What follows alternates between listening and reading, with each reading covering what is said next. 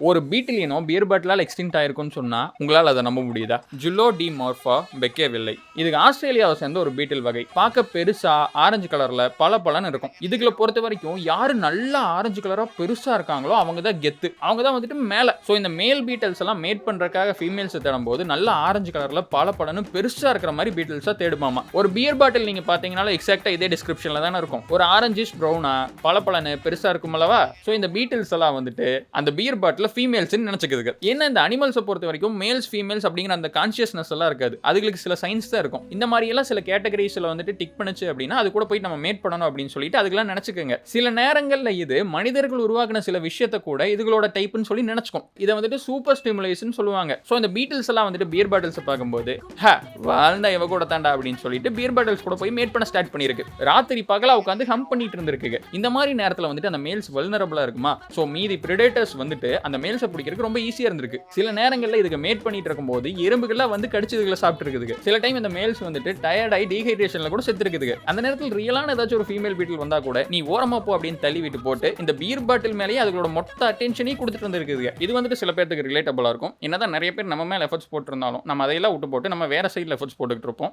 அதுல எஃபர்ட்ஸ் போடுறதும் கடல்ல உப்பு போடுறதும் ஒரே விஷயம் தான், யூஸ்லெஸ். இந்த மாதிரி ஃபீமேல்ஸ் விட்டு போட்டு பாட்டில்ஸ் மேல அன்பு காட்டினதுனால ஒரு டைம்ல வந்துட்டு புதுசா பேபிஸ் பிறக்கவே இல்லை. இதுக்கு நியர்லி எக்ஸ்டிங்க்டே ஆயிருச்சு. அப்பதான் சில சயின்டிஸ்ட் வந்து இதை நோட் பண்ணிட்டு இந்த பியர் பாட்டில க்ளீன் பண்ண ஸ்டார்ட் பண்ணிருக்காங்க. அண்ட் அந்த பியர் கம்பெனியும் அந்த ஷேப்ல அந்த கலர்ல பியர் பாட்டில்ஸ் மேனுஃபேக்சர் பண்றதை ஸ்டாப் பண்ணிட்டாங்க. இந்த பீட்டில்ஸ் எக்ஸ்டென்ஷன்ல இருந்து தப்பிச்சிருச்சு. இதுல இருந்து என்ன ஃப்ரெண்ட்ஸ் தெரியுது? Don't try to mat with someone just because you find them attractive. Otherwise நீங்க எக்ஸ்டிங்க்ட் ஆயிருவீங்க. ஸோ தயவு செஞ்சு வெளியில பார்க்கறதுக்கு பளபளன்னு ஷைனியா இருக்கக்கூடிய எம்டி பாட்டில்ஸை சேஸ் பண்ணாதீங்க.